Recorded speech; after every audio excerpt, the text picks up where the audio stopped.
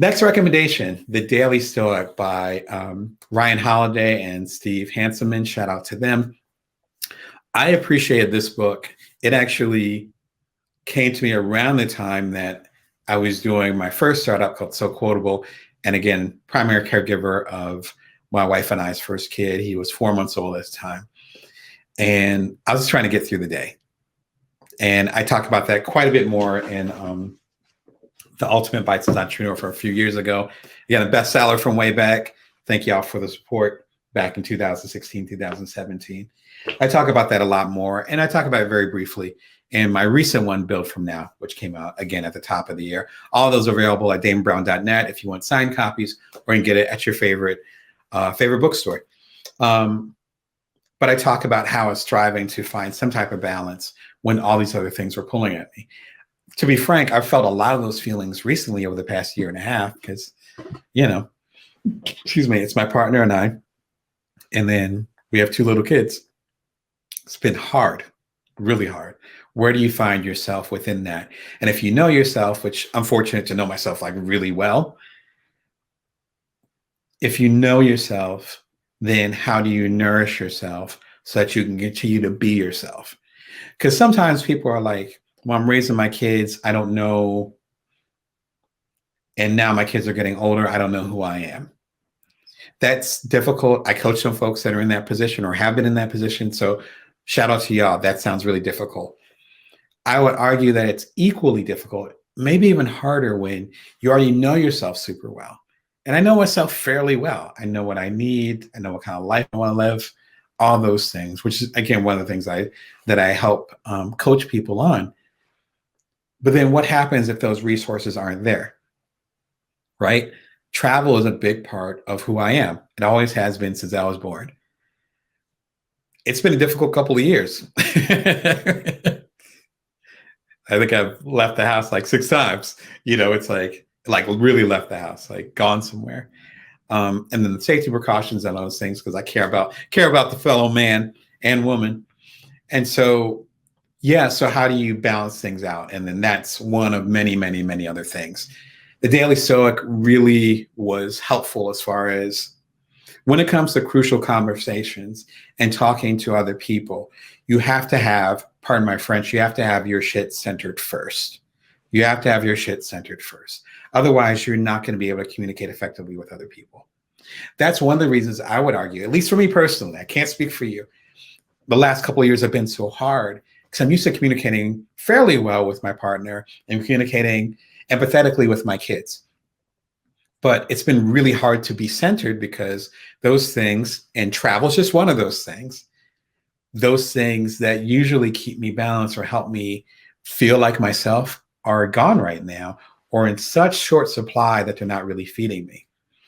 So if you're having a hard time with certain conversations, or more importantly, this is a better way to put it, if you're about to have difficult conversations, if you're about to ask a supervisor for a raise, if you're about to break up with a partner, if you're about to talk to your kids or a loved one about a difficult topic, the Daily Stoic talks about getting yourself right first. And sometimes we have hard conversations that become nearly impossible because we're not centered. In other words, the conversation is going to be hard no matter what, right? I heard about a death recently that made me very sad. That was a hard conversation no matter what. Like, there's no easy way to have that conversation. But if you want to have an impossible conversation, then make sure you're not centered when you have that conversation. Then it's really hard, as in it could be impossible. And so this book is really good as far as essentially, and I talk about this in the bad partnership video that I recommended. Again, in the you can click below in the comments after this video is done. Where the hardest thing about bad partnerships is that we actually chose that partner. There was a certain point when we signed on the dotted line, proverbially like with a handshake, or literally as in a contract, as in getting married, as in taking a job. And until we actually own our part in that hard conversation and that decision, then we're not going to be able to get the accountability of everyone because we haven't gotten our own accountability in it. And that's the hardest part. The Brene Brown video that I recommended, that, like I said, is my most popular video, talks about that. The Bad Partnership one talks about that. The Daily Stoic is all in that. So if you're going to have that conversation, find ways to center yourself. The Daily Stoic is excellent for that. It is daily, so it's 366 days. Each one is like excerpt, I guess call it a chapter, is about 2 minutes long. And I love the audiobook of it. So I've linked to the audiobook. You can also get the physical book, which is a super small book, but it actually helped, what's the word I'm looking for? Inspire. Man, long Wednesday. It helped inspire my own bestseller, The Bites, Ultimate Bites as Entrepreneur, which came out a few years after the Daily Stoic. So shout out to Ryan and Stefan. Y'all inspired me as well. But I love the book. I'll link to the audiobook on there. And of course, if you're on Amazon Live, you can catch it right on there. A good pairing to that on the show would be how to organize your life right now. And I talk about a principle from Stephen A. Covey. He either goes by Stephen or Stephen. I think it's Stephen A. Covey. Rest in peace to him. He died about a decade and a half ago, before I got into coaching, before I even had my startups. So he was doing his thing well before I was doing any of mine. But I talk about a famous philosophy of his and how you can apply it to your life. It works really well as far as if you're trying to find. Next question. How can I be productive while I'm resting? Ooh, this is a fascinating question. How can I be productive when I'm resting? We run our own businesses. Again, I have multiple businesses. Chances are, if you're watching the show, you have a side hustle or solopreneurship. You might have a couple. I know some of y'all watching right now have like 4. I'm like, whoa, 4 and little kids? Man, let me see how I can help you. Jeez. So the amount of juggling that you guys do is admirable. The thing is that if you're wearing all the hats, I wish I had my hat's up there. But if you're wearing all the hats, all the things, then it's like, how exactly am I going to take a half an hour walk to the grocery store? There's an invoice that might come in. There might be someone that wants a copy of my book. How am I supposed to get it out? Oh, the show is going to happen at Wednesday at 1:11 p.m. Pacific Standard Time, Vegas time. I can't take a break. I got to keep going and produce the show. So I think it's really important to address that part of it. Say the quiet part out loud, is that for the people that I support as a business coach, the side hustlers, the solopreneurs, the non-traditional entrepreneurs, so many of us are actually the CEO, the CFO, the CEO, the CMO, like pick a C and an O and throw a letter in there. We're probably representing that. If we do have that support, we might have limited employees, we might have consultants, we might even have a virtual assistant, but pretty much we're it.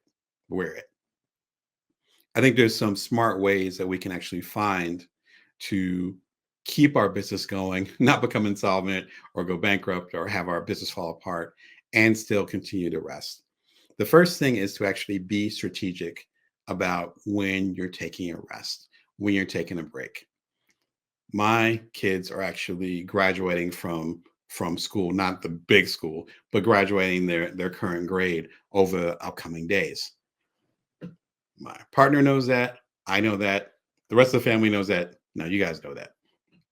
So everything going back to like January, February, I'm not exaggerating, has been designed so that they're going to be at home for this period of time. They're going to be at summer camp for this period of time. This relative is going to be visiting at this period of time. They're going to be visiting this relative. Like all that is mapped out. So I already know from a personal standpoint, those pockets when I'll be able to get a little bit of a break, even with the kids at home, even with my partner away or here, even with relatives in town, or them being like, I already got it designed.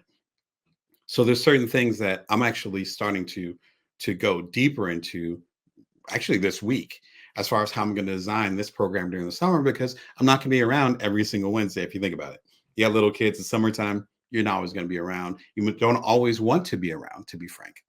And so if you're more strategic about it, then you have to be able to plan for it. It's not as complex as, say, planning a vacation where you're gone for a week. I'm not saying that. I mean, literally just saying, I'll give my example. All right, I have a show every Wednesday at 1:11 p.m. Pacific Standard Time. And I know that's a period of time where my kids are probably going to want a snack because we had lunch earlier. and they're probably going to want to be outside. But it's really hot here in Las Vegas. So maybe we go somewhere like a water park, or, go to the neighbor who has a pool, whatever, whatever. Okay. So then maybe this week I'll have a rerun, or I won't do a show, or I'll do a bonus show the following week to make up for it. Like, I'm already thinking on those levels, as you should be. And so the more strategic we can be with how we're going to rest, how we're going to structure our lives, and how our businesses are going to fit into that, as well as our, personal stuff, then the further out we can do that, the more we can actually build rest in. Like, I'm positive I'm going to get rest this summer. Like, I don't, like, see little backs in their eyes. I'm tired. Like, I love y'all, but it's like, I also need a break. But I know that my break is coming. I know I'm going to get rest, and it's already being developed. That in itself calms me down. Now, I'm a planning guy. It might not matter as much to you, but even if you're not a platter, hopefully you're not a platter. If you're not a planner, I would implore you to go ahead and think about, let me plan out my rest just a little bit. Let me have maybe this person take over. Maybe I can go ahead and do a little bit of extra work here so that I can be gone for this next day. Think about it more from a strategic standpoint versus just, I'm going to go ahead and, push until I can't push anymore. And then hopefully I'll get a break. We live days, months, years. I got some people that care about that have lived decades like that. Rest in peace, because some of them passed away. But they lived decades like that. Like, I'm going to go ahead and I'll figure out the break later. I'm just going to keep pushing. And then you keep moving, moving the mountain, moving the mountain top, moving the flagpole until there's no more flagpole left. There's no more mountaintop. I'm not saying it has to be some dramatic exit for you. What I'm saying is that we can keep pushing our rest until we do burn out, or we end up hating the stuff that we do, even though it's something that we traditionally love, or we end up running out of time. Whatever time means to you, we end up running out of time. The key thing is to figure out that strategy as soon as possible and put in that flagpole and say, I'm going to take a break during this period of time. I'm going to slow down during this period of time. Even if it's just 15 minutes, even if it's just an hour of myself sitting on the porch, having a glass of lemonade, eating a peanut butter and jelly sandwich. That sounds really good right now, by the way. Even if it's just that, you say, I'm going to do that this day.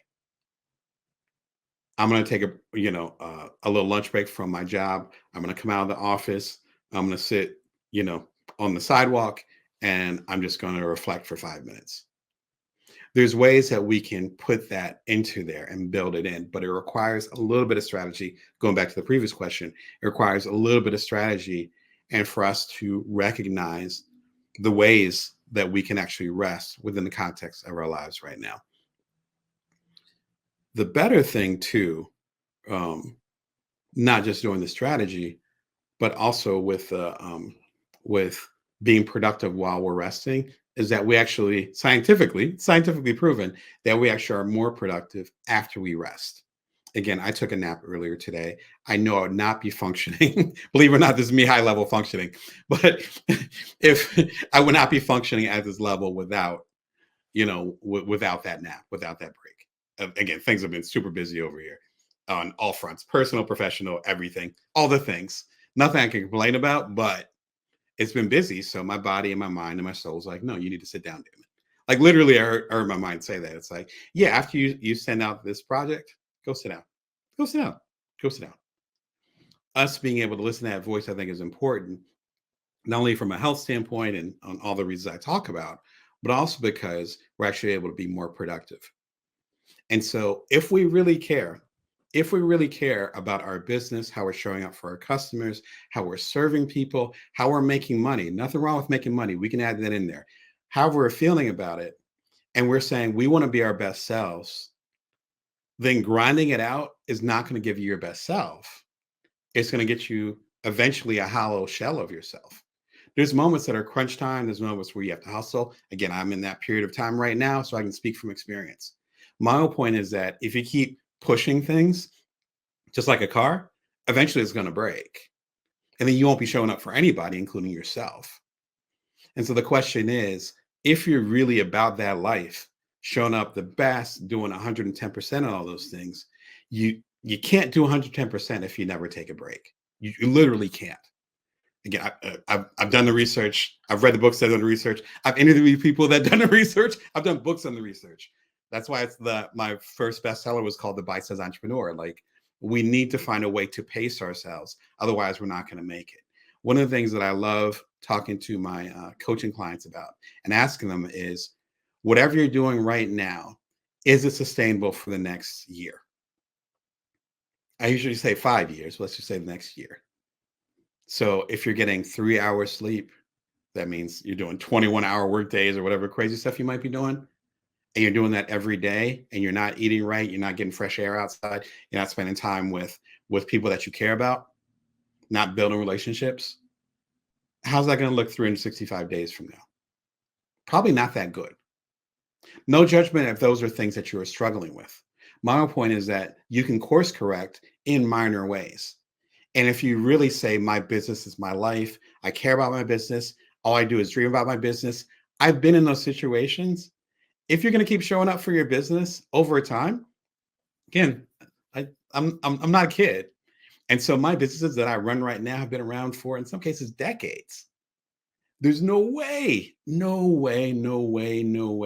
how that I'd be able to have a sustainable business, multiple sustainable businesses, have my 2 little kids, have this, what I consider a beautiful life, and be able to do all that and never rest. So if you're worried about taking a break and that your business is going to fall apart, find ways to strategize so you can offload some of that, even scale back in some cases, or maybe you find other hustles that can pay you more income so that you don't have to make income just from this particular business.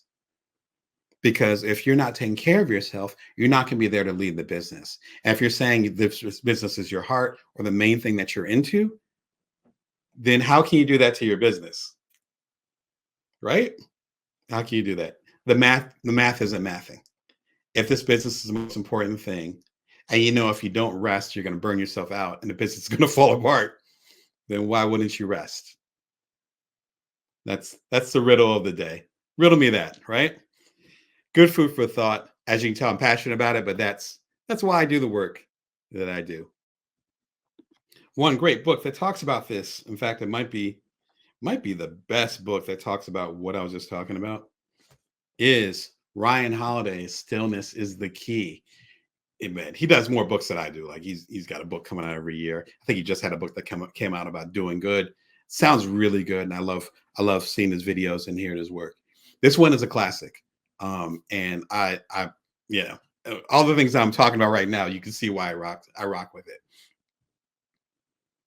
The main argument is that if we're going to make an impact on the world, if we're going to be strategic and thoughtful, if we're going to run our businesses, do our entrepreneurship, even show up as spouses, as parents, as children, if our parents are still around, as aunts and uncles, nieces, nephews, et cetera, however we're showing up in the world, contributing,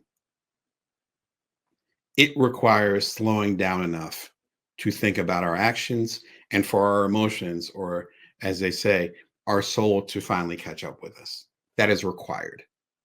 It's required. I talked about this recently on the shadow episode that I referred to earlier, where we could be so busy running away from whatever we don't want to deal with that we end up leaving all these gems behind and not realizing we're walking into the trap of burnout, the trap of stress, the trap of health problems and issues, the trap of loneliness because we're not developing a relationship. There's all kinds of traps along the way. Not trying to scare you. Just my whole point is that without a slowing down, then we're not going to make it. Again, scientifically proven. We're not built like that. We're not superheroes. We're not built like that. And often the reason why we're not being still is because of something we don't want to deal with back here. That's often how it works. For better or for worse, it just is what it is. Again, as they say, I don't make the rules. It's just, this is kind of the way that we're designed. If you're familiar with Ryan's work, he talks about Stoic philosophy a lot and has been basically become a historian on it. Forget being an author, historian about it. about these different philosophies from Epictetus and Marcus Aurelius. If you're familiar with his work, then these names will ring a bell. I've mentioned them a few times too on the channel, particularly with my favorite book of his, The Daily Stoic. He gets much deeper into this, mostly about the ability to be still, even from a strategic standpoint, because we're talking about businesses. How many times have you taken a shower? Have you played with little kids like your niece or nephew, or even your own kids or whatever, just to kind of mind off of things? Have you last time you did like a cross country trip or drove to the beach or whatever outside stuff you might have? I love doing long walks in Midtown Manhattan. So walking actually further than that, but walking from Midtown Manhattan all the way to downtown and back. Like, I love doing that. I actually miss New York. You're doing that, whatever that equivalent is for you. And suddenly these strategic pieces start coming together. And you're like, oh, that's how I should launch that product. You know, that person I'm having a conflict with, you know, my business partner or whatever, this is what I'm going to say to them. Yeah, we need to have that conversation. This, that, and the third. Those things only happen when we're not worried about them. And unfortunately, if we're always in the active mode, if we're not being still, if we're not putting our focus somewhere else just for a moment, we don't get a chance to put those pieces together emotionally, physically, mentally. We just don't. Again, that's not how the human brain works. He talks about that a little bit too, but that's not how the human brain works. This book is a great start to think about that, to think that actually stopping could make your business better. Today, we're going to talk about the Stoic secret that will help you have a better business and be more productive in your daily life. It's a super simple secret, if I can get that out. Actually, I learned about it from Ryan Holiday, and it's a fantastic book called The Daily Stoic. I've talked about it in my Inc. magazine column at damonbrown.com. I've also referenced it in some of my best-selling books. It is an excellent book. I highly recommend it. It's about Stoicism and comes from the Stoic philosopher Marcus Aurelius. He talks about something called a reverse clause. This is what it means. A reverse clause means when something happens in your life, the best thing you can do is act like you meant it to happen. Now, it's not a matter of being delusional about it, saying, oh, I meant that to happen, and having your ego involved. It's more about saying, hey, this happened. I'm going to trust the process and believe that this happened for the best. If it didn't happen for the best, I'm going to make the best of it. Here's what Ryan Holiday has to say in The Daily Stoic. When a technical glitch erases our work, our reverse clause is that we start fresh and do it better this time. Our progress can be impeded or disrupted, but the mind can always be changed. It retains the power to redirect the path. I love this for a few different reasons. Number one, it boosts your gratitude for whatever you have. For instance, I've actually been working on a big project recently, and I lost progress on it.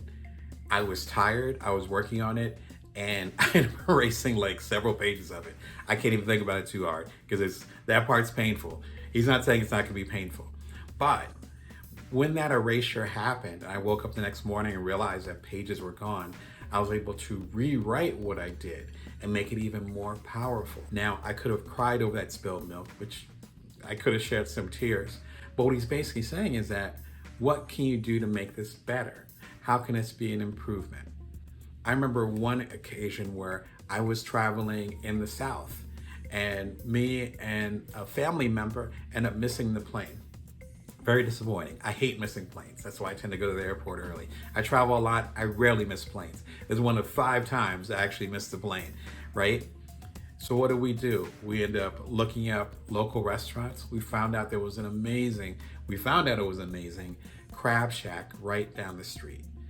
We sat there, we ate amazing crab. I think we had a couple of beers. We waited till the next plane came and then got to that plane on time. We got home a little bit later. If we were worried about missing that plane and that's all we were focused on, then we literally be sitting there pouting at the airport. But instead, we took advantage of the opportunity. We still talk about that restaurant years, might even be decades now later. But we wouldn't have had that experience, number one, if we hadn't embraced it. But number two, if we hadn't been open-minded enough to not worry about what would have happened and focus on what could happen. What could happen is we end up having this family memory that we still talk about to this day. So number one, you have a deeper level of gratitude. Number two, as I mentioned, you're able to take advantage of those situations. It's kind of like if you end up breaking up with someone or someone breaks up with you, a job offer ends up going a different direction, things don't go as planned. We have so much ego and so much security wrapped up in things going exactly how we planned. But what if something better is planned for you? I'm guessing you can think of 1, 2, maybe even 3 times in your life where you really wanted something and it didn't work out the way that you wanted it to, and then years later you're glad that you did. Think about it. It's worth pausing on that. How that applies to your work and your business is that there's so much more that we can do beyond the scope of our vision. And sometimes those roadblocks, sometimes those challenges end up being part of it.